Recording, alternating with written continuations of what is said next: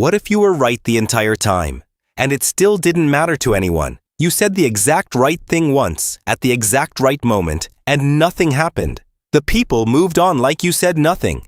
10 minutes later, someone else says it again. Almost word for word, same point exactly. Suddenly, everyone's nodding, everyone's building on it, crediting them, not you, for your own idea. Why does this keep happening to you specifically? Is it your voice, your timing, your worth? By the end of this, you'll know exactly which one it actually is. And it isn't worth stay through this, because the fix is smaller than you think, and almost nobody explains it. Correctness has almost nothing to do with this, whether an opinion gets taken seriously right away. Psychologists studying credibility found something called the halo effect. First described by psychologist Edward Thorndike. Decades ago, one trait about a person, often just confidence, bleeds into how every other quality gets judged, including whether what they said was even accurate. This isn't a small bias. It's one of the most repeated findings in social psychology research. People don't judge ideas on their own merit. They judge ideas through the lens of status. That judgment happens before the words register. This explains something painful. Why the same idea gets ignored from one person, celebrated from another. It's not that the room hates you personally. Your idea got filtered through unconscious status judgment, before anyone actually evaluated if you were right. Here's the second mechanism, and it's about timing. Researchers studying group discussions found something called primacy. Whatever gets said first anchors the entire group, regardless of whether it's actually correct or not. Once that anchor sets, later contributions face resistance, even correct ones that directly contradict the anchor, because now they're fighting a frame, not building one.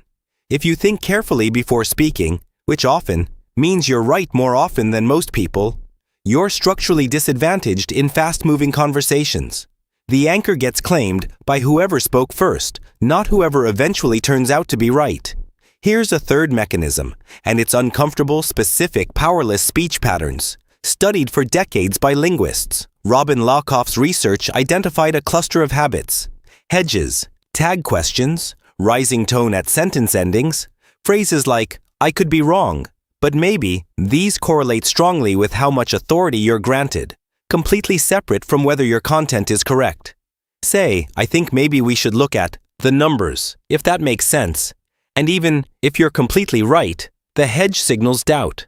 Say we need to look at the numbers. Instead, same idea, received completely differently by the room. Not because the words got smarter, because the delivery stopped undercutting itself before anyone could listen. Here's why this hits smart people the hardest. They notice nuance, they notice exceptions, they notice what they don't fully know. And that awareness produces exactly the hedged language that gets ignored fastest. The most humble people in the room get talked over constantly, while the most overconfident ones, often with weaker ideas, dominate every single conversation. This isn't fair, and that unfairness matters. But understanding the mechanism is what lets you fix it. There's a fourth layer, and it explains compounding. Communication researcher Elizabeth Noel Newman called this the spiral of silence. People who feel their opinion is unpopular or feel low status in a group go quiet even when they privately know they're completely right. This is not proof that your thinking has gotten worse.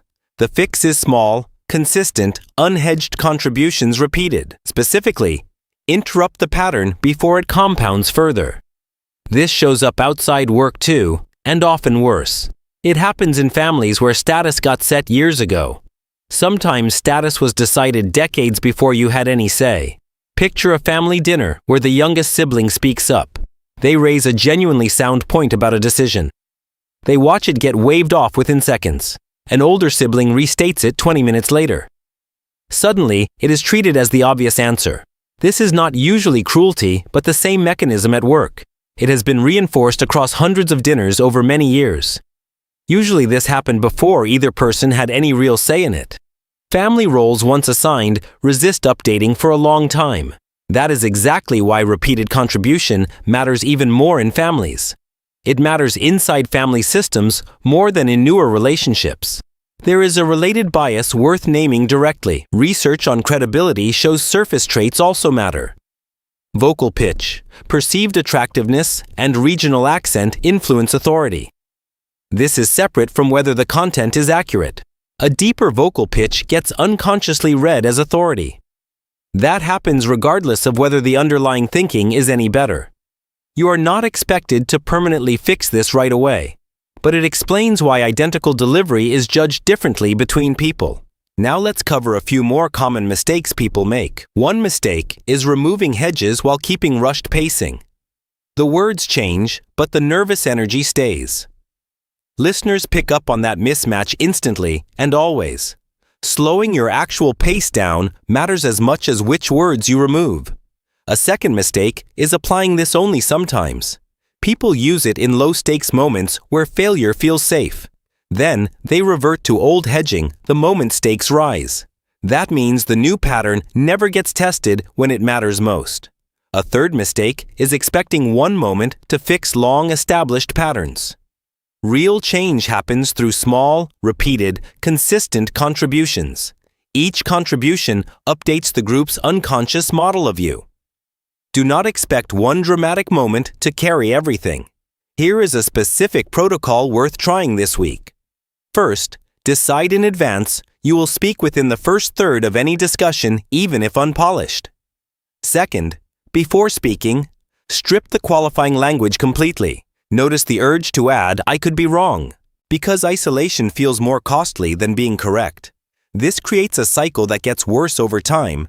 The first time you're ignored, it stings, but you speak up again the very next time. The fifth time you're ignored, something shifts inside you. You hedge more, speak less, soften every sentence, which makes you even easier to ignore afterward. The spiral isn't proof your ideas got worse. It's proof the pattern trained you to shrink. Picture an actual meeting, a real deadline concern. Someone says carefully, "I might be off, but I feel like the deadline could be tight."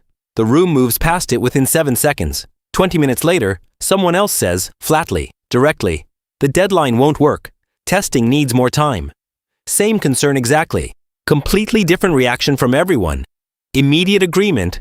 Follow-up questions. Full credit given. The first person wasn't wrong. They were filtered through hedging language and an anchor that already existed. Here's a mistake people make once they learn this. Some overcorrect into aggressive confrontational bluntness immediately, assuming volume and force is what actually fixes it. It isn't. Confidence and aggression are not the same, and listeners detect the difference even unconsciously, always. The goal was never to sound more aggressive. It's removing the specific hedges, undercutting your credibility, while keeping the calm tone that signals real security. Here's what this actually sounds like in practice. Instead of, "I could be wrong, but maybe we should reconsider this."